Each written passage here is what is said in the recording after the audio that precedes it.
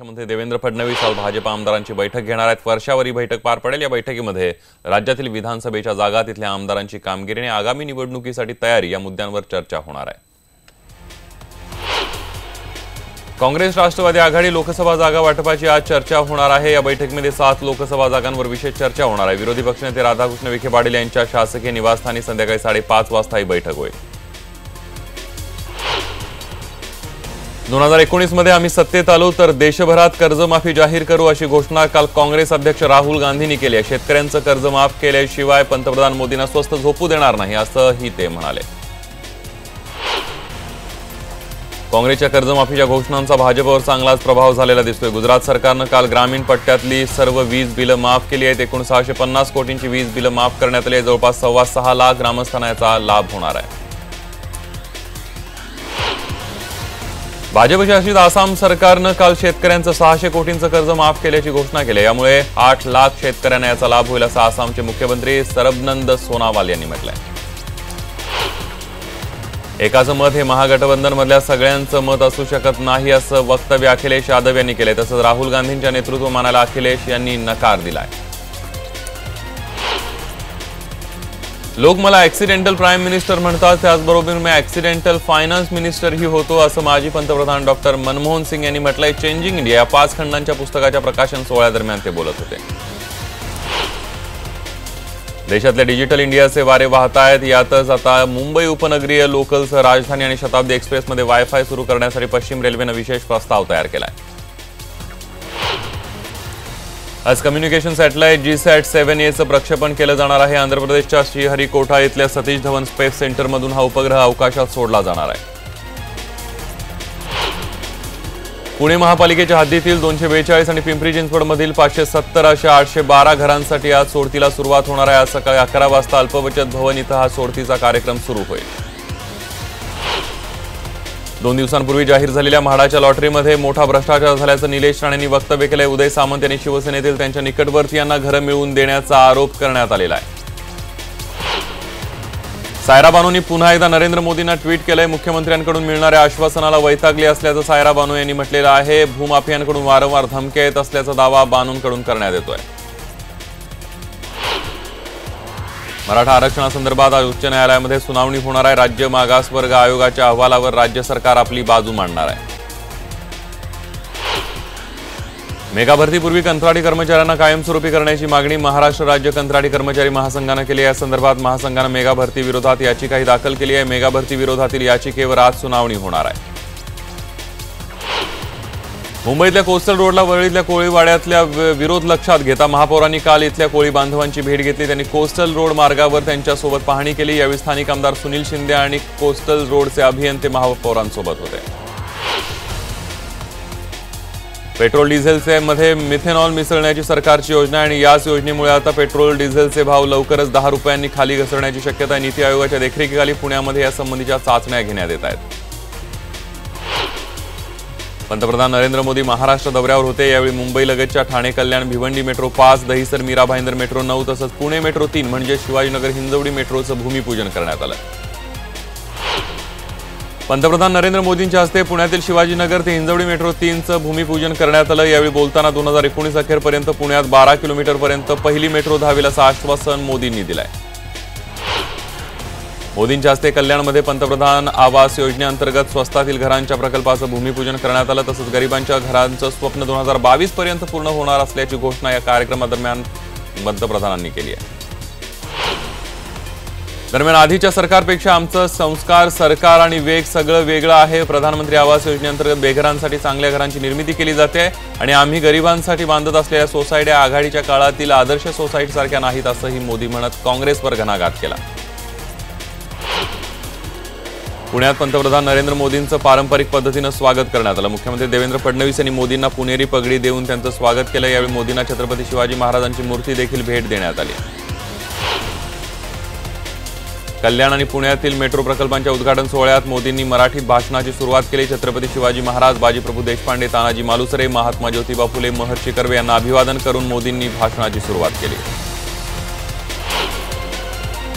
Metro पासमुळे Bhiwandi मुंबईशी जोडली जाईल. अत्यंत कमी वेळेमध्ये हे मेट्रोचं काम पूर्ण करण्यात येईल असा विश्वासही देवेंद्र फडणवीस यांनी बोलून दाखवला आहे. दरम्यान मुख्यमंत्र्यांनी डोंबिवली ते तळोजा या नव्या मेट्रो मार्गाची ही घोषणा केली आहे.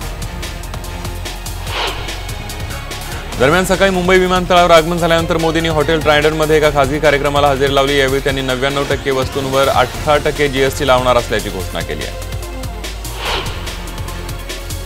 त्यानंतर मोदींनी राजभवनामध्ये आर.के. लक्ष्मण यांच्यावर आधारित टाइमलेस लक्ष्मण या पुस्तकाचं प्रकाशन केलं. यावेळी राज्यपाल सी विद्यासागर राव आणि मुख्यमंत्री उपस्थित होते. मोदींच्या महाराष्ट्र दौऱ्यानिमित्त भाजप आणि शिवसेनेमधल्या मानापमान नाट्याचा दुसरा अंक पाहायला मिळाला. कोस्टल रोडच्या भूमिपूजनाला शिवसेनेनं मुख्यमंत्री देवेंद्र फडणवीसांना दूर ठेवलं होतं. त्याची परतफेड भाजपनं मेट्रोच्या भूमिपूजनामध्ये उद्धव ठाकरेंना दूर ठेवल्याची चर्चा आहे. क्रिकेट टुर्नामेंटच्या वेळी प्रवीण दरेकर जमिनीवर कोसळल्याची घटना घडली आहे. बोरिवलीतल्या क्रिकेट सामन्यादरम्यानची घटना आहे. बोरिवलीमध्ये लोकल क्रिकेट टुर्नामेंटच्या उद्घाटन प्रसंगी प्रवीण दरेकर खेळायला गेले असता बॅटिंग करताना त्यांचा तोल गेला आणि ते पडले. मनसे अध्यक्ष राज ठाकरेंना इगतपुरी कोर्टाकडून काल जामीन मंजूर झाला. इगतपुरीच्या साई प्लाझा या हॉटेलवर दगडफेक प्रकरणी त्यांच्यावर गुन्हा दाखल झाला होता. संविधानात सेक्युलर सोशलिस्ट हे शब्द नंतर टाकण्यात आले. याचा पुनरुच्चार सरसंघचालक मोहन भागवतांनी केलाय. त्यामुळे संविधानाचं स्पिरिट लक्षात घ्यायला हवं आणि तसा देश चालवायला हवा अशी अपेक्षा सुद्धा त्यांनी व्यक्त केली आहे.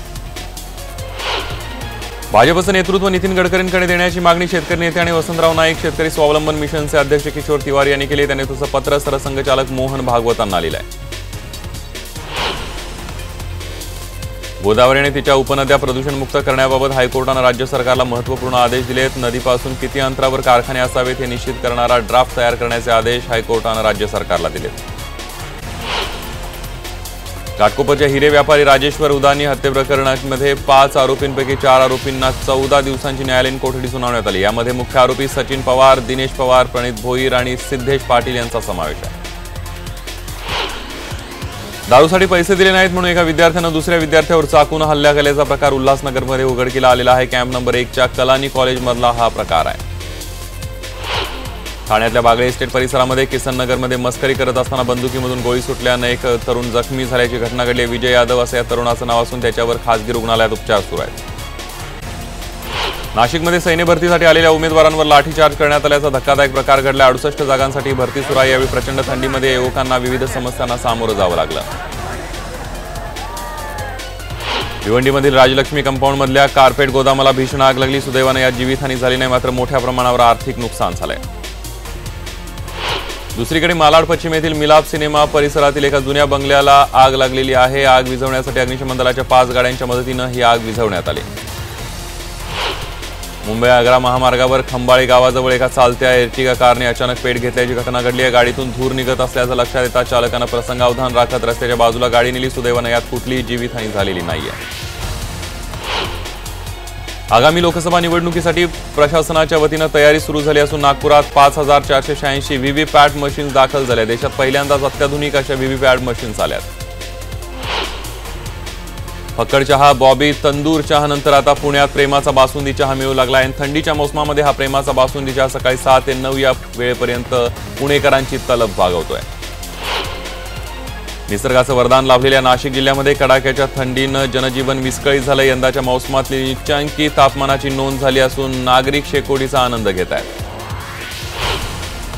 नागपूरमध्ये मोठ्या प्रमाणावर थंडी पडल्याचं दिसतंय आणि नागपूरकर या गुलाबी थंडीचा आनंद घेताना पाहायला मिळत आहेत. नागपुरातल्या फुटाळा तलावाजवळ नागरिक गुलाबी थंडीचा आनंद घेताना पाहायला मिळत आहेत.